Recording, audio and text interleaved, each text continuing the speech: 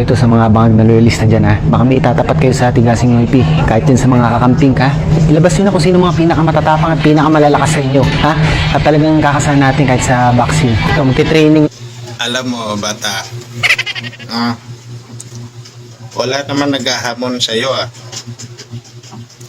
At saka, ito lang masasabi ko.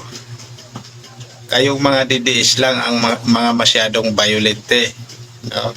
Na kapag alam nyo na hindi na kayo mananalo, pagdating sa debate, ay mag-ahamon kayo ng away, magbabanta kayo. No? Yan ang mga ugali ninyo, mga DDS. Pero yung sinasabi mo na yan, na kung sino man ang matapang na mga loyalista ay makipagsuntukan sa iyo.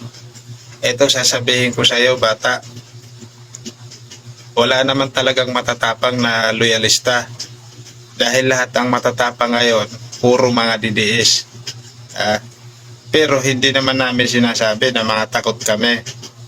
No? Kaya lang, sana lang, kung talagang gusto mo ng away, sana umuwi ka rito sa Pilipinas. Huwag ka maghamon dyan kasi layo-layo.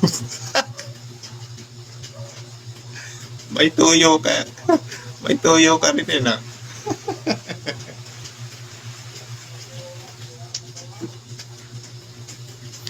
Alam mo, bata,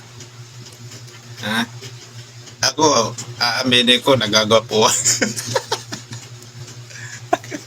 Nagagapuan ako sa iyo, kaya kung ganyan lang ang maghahamon sa akin, yung itsura mo na, talagang hindi ko urugan yan.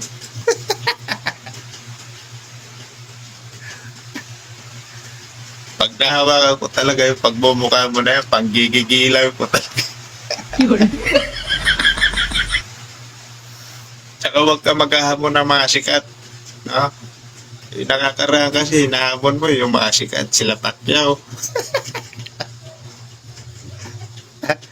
Hindi ka papatulan yan, guys, kasi hindi ka naman sikat. So magpasikat ka muna. Ang gawin mo para mabilis kang sumikat, mag-umpisa ka sa baba. Yung mga hindi sikat munang patulan mo, kagaya ko. Na? Magsimula ka sa baba.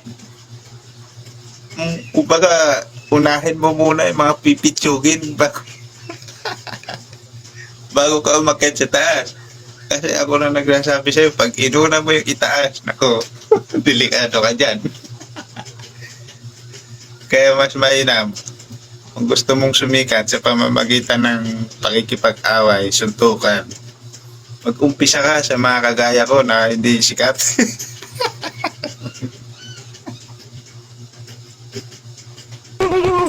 Tsaka yung galaw mo na yan, oh.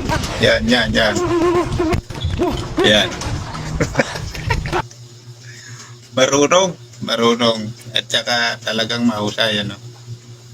Pero alam mo, yung galing mo na yan, aliwala yan. Kasi sa punching bag mo lang nagagamit. Pag sa tunay na tao na yan, hindi mo na kayang gawin.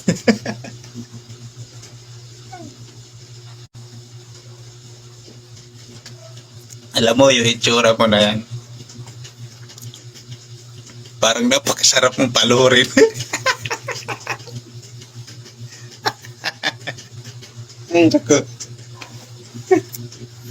Dati ka pa nagtrabaho sa gay bar.